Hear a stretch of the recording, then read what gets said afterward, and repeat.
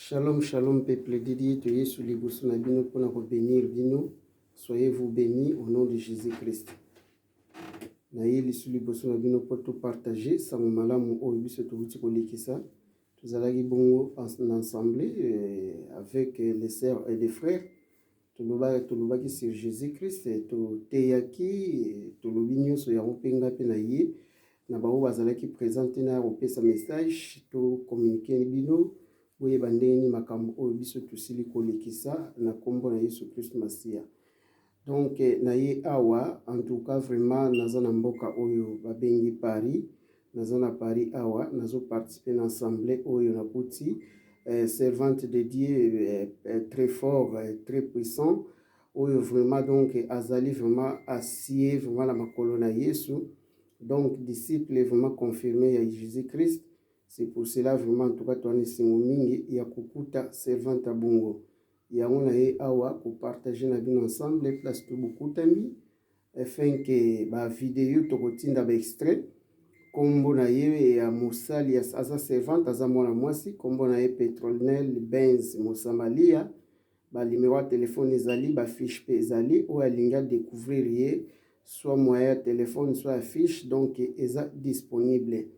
Donc bandeko basi msonga nazotindela ba lien tant nazotindela bango ba lien ya ndeko mwasi ezali pona ko fortifier bango que voilà moninga mwana mwasi atelema bino pe mususu bozala ya kotelema songa sona tinde bino lien ya mwana mwasi nga nazotinda bino lien ya mwana mwasi sans que serviteur servante de Dieu. Alors bino pe bozotinda nga ba lien neti ya ba pasteur nga pe na lingina otindela nga lien na yo na mona yo ndengo telemi lokola la servante de Dieu à téléma. Voilà bino pe bo téléma bongo. Ezate botinda nga ba lien, oui to boyi to ko tinda lien mena lingina mona présence noko o téléma na makolo na Yesu ozo lendisa ndenge lobi na biso na Marc 16 aller partout prêcher la bonne nouvelle. C'est ça qu'on a besoin. Ya onde to ça na besoin.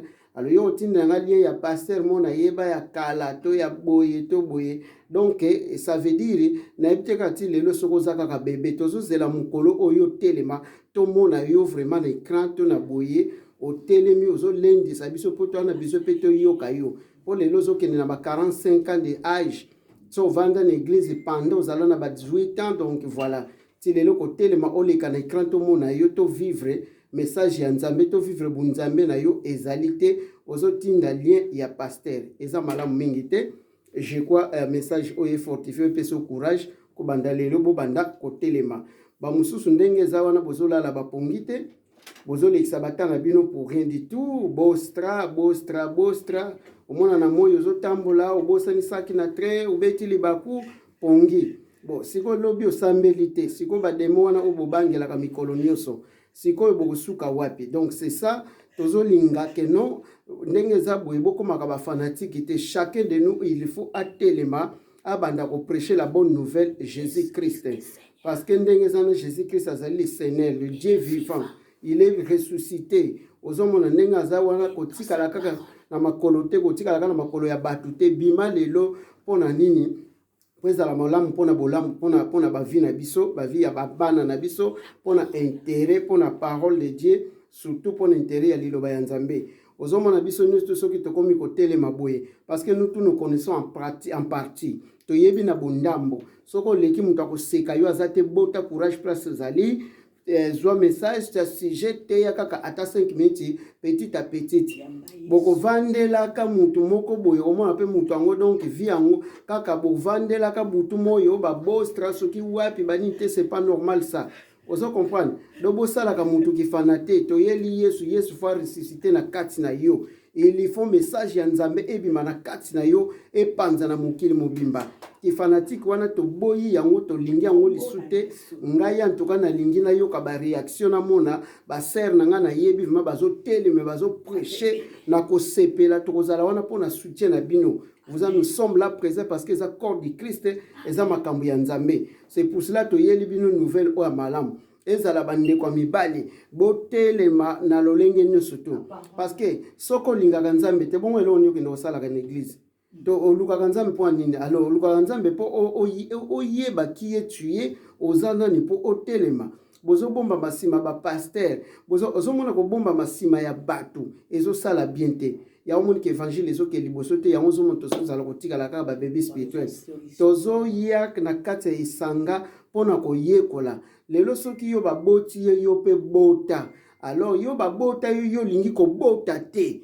Comment c'est possible otika la kaka mwana? Comment pe mama ekozala esengo? Comment pe papa ekozala esengo? Yango oye ovandi na makolo ya Yesu, olandi ba enseignement, lobi bazozela yo eumela pete. Au bout de 3 ans, 3 mois, 4 mois pour bamona yo déjà que non voilà. Parce que Nzambe a lobi, Bible lobi boye. Elanga Nzambe za munene me basali baza mukie. Bino ba papa bovandi na ba palais, bovandi na bandako boskizenga bo na langage, bovandi na bandako bomeka ko fortifier basi na bino to bino pe basi bo fortifier ba papa, biso tout comme ba papa évangile to comme ba maman évangile. Ezo senga bongo na temps oyo. Vouloir ou ezo senga bongo, kozela te ko pesa réseau pas mututé. C'est ça le problème. Ozomona, ou soit kolinga, ou soit kolobelaka Yesu te, kolobelaka makambo Nzambe te, zalaka kana position wana. Pour tolingi toyeba les vérités, ba vérité banane do toyebi na biso. To obligé bino pete ke boboya. Po Bible loba ba faux chrétien, ba faux prophète, ba faux ba évangéliste to ba faux pasteur, ba koya ba faux bandimi, baza kaka ebele oyo ebele ezobotama chaque jour. C'est pas bon. Alors bo changer Yesu aza malamu, Yesu aza wana eza makambo ya esprit ko ba na mabondeli basali ya Nzambe bazali o Nzambe asana bango disponible oyo baza capable ya ko faire découvrir yo qui est tué et puis ozwa musala ya Nzambe. Donc yango eza nango kaka musala moko olingo lingate yango esengeli osala po Nzambe aza mystérieux. Ozomona ke balobi na Job kuna 33 na 8 kuna balobi en réalité de l'homme c'est l'esprit. La réalité, la parole de Dieu est l'oubli, la réalité de l'homme c'est l'esprit. Alors, où est l'esprit? Tant que tu es l'esprit, tu vas comprendre un mystérieux caché de Dieu, tu vas l'appeler malam pour corps, ça ne sert à rien. Bien mo boye bi makambo ya nzoto ni ezomemela biso kaka bakufa ezomemela biso makambo ebele yango na tango photo tambola na molingo ezala bien soko tali Galate. Vraiment toluka molimo mo santo alobela biso Saint-Esprit alobela biso toluka vraiment Saint-Esprit parce que yende mutaza clé ya makambo nyonso to omona tant mouvement oyambi liloba ya Nzambe na motema moko molimo santo aza wana po asunga po alakisa yo okozala su malanda ngombe te ekozala su kolekisela batango na yo ya pamba te na babostra wana na bawapi soki wapi. Donc voilà, donc ba chaîne wana ezebele. C'est pour cela ndenge zabouye. En tout cas tozali ko inviter bino isika au parole ya solo Nzamba lobi chercher les dieux pendant qu'il se trouve.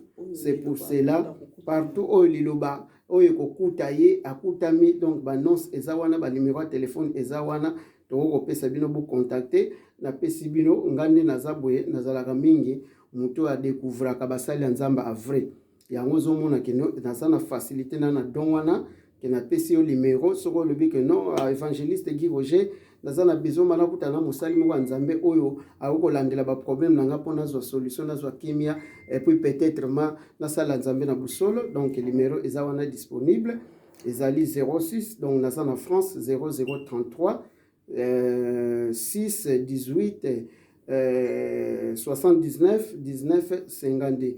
Je crois mbalasima mingi kozala susu to ya kolobela na tina o etalika makambo ya évangélisation etalika pour la bonne nouvelle ya notre Seigneur Jésus-Christ o ezali que la parole est la vie.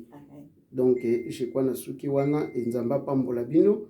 Donc bonne compréhension vraiment besoin ngote que neti critique to boye lingande olanda message très bien au monde capter vraiment ici kana yo pour ozala na courage ya kobenga na numéro na pesi penga na kotalisa yo basali oyo bazali vraiment disponible oyo bazali ke vraiment bazubi baza fidèle na Yesu bavandi na makolo ya Yesu nde na kozanga connexion bino te po mutu na mutu azwaka délivrance na mikolo na ye. Et suki wana que Dieu vous bénisse. C'était votre évangéliste Guy Roger, le Christ vainqueur. Merci. Amen.